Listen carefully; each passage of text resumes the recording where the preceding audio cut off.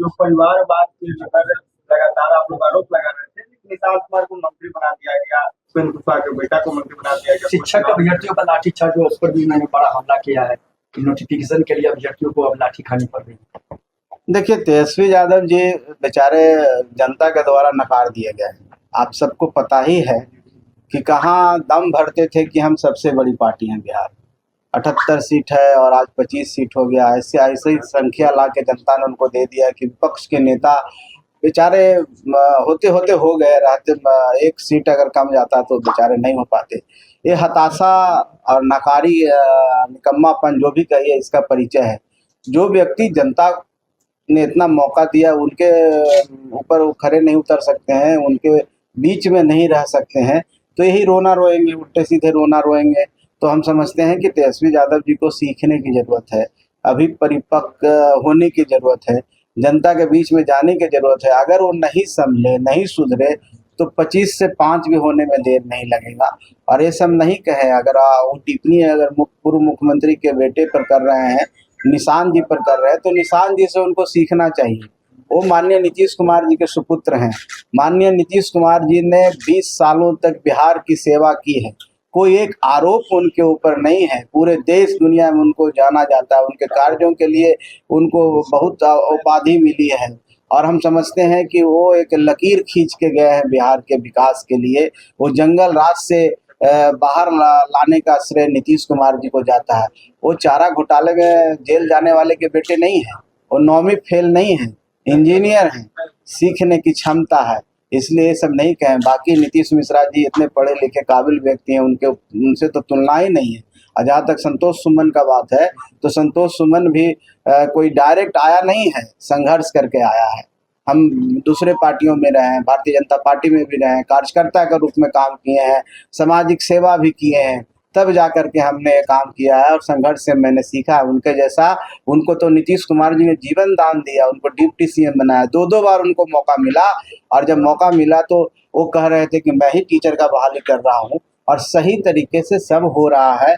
हम आपके माध्यम से भी अपने उन छात्रों को कहना चाहते हैं कि उग्र नहीं हुई, उग्रता का परिचय नहीं दीजिए। लोकतंत्र में आपकी सरकार सुन रही है। अरे सरकार करीब 5 लाख के आसपास शिक्षक की बहाली कर चुकी है और आने वाला समय में फिर होगा। तो हम समझते हैं कि धैर्य का परिचय रखना चाहिए। लॉ एंड ऑर्डर किसी को नहीं लेना चाहिए। अगर लॉ एंड ऑर्डर अपने हाथों में लीजिएगा तब तो स्टूडेंट नहीं है।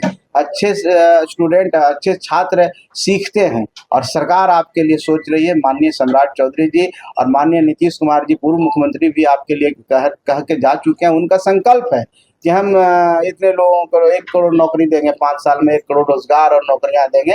तो हम सबको धैर्य रखना चाहिए।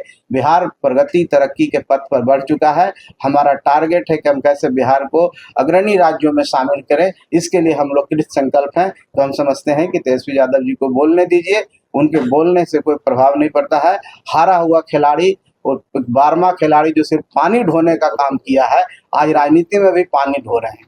बीजेपी ने 5 लोगों को जेल भेजने की तैयारी किया जा रहा है, 5 से अज्ञात लोगों पर FIR किया गया। देखिए, मैंने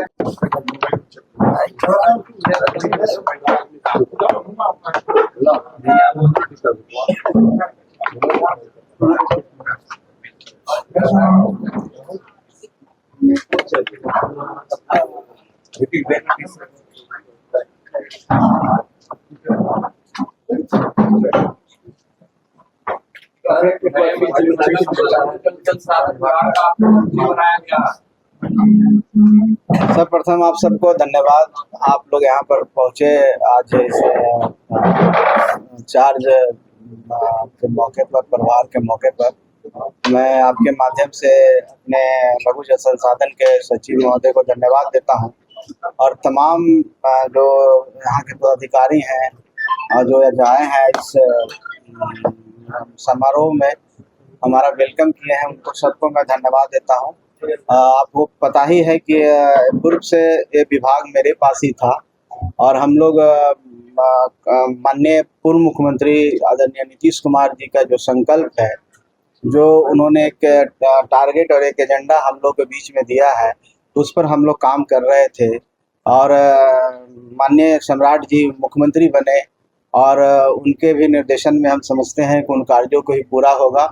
नए काम भी आएंगे, नए काम हम लोग विचार करके, मंथन करके, समीक्षा करके और इस विभाग में क्या बेहतर हम लोग कर सकते हैं, कैसे हम लोग किसान को खेतों में पानी पहुंचा सकते हैं, कैसे पानी का जो वाटर लेवल नीचे है उसको कैसे ऊपर कर सकते हैं, विभिन्न स्रोतों से जो हमारे विभाग काम करती है, तो ये सब चीज़ों का हम लोग पुनः नए तरीके से काम करेंगे। रेवेन्यू कैसे हम लोग इस विभाग से भी जनरेट कर सकते हैं, कंट्रीब्यूट कर सकते हैं, कैसे रोज़गार हम लोग अपने इस विभाग में पैदा कर सकते हैं, इन सब बातों को लेकर के 5 साल 4 साल हम लोग 4.5 साल का जो वक्त है उसमें काम करेंगे। और ये विभाग भी बिहार सरकार की उन्नति प्रगति में एक अहम रोल अदा करेगा और हम सब मिलकर के बिहार को आगे बढ़ाने का काम करेंगे।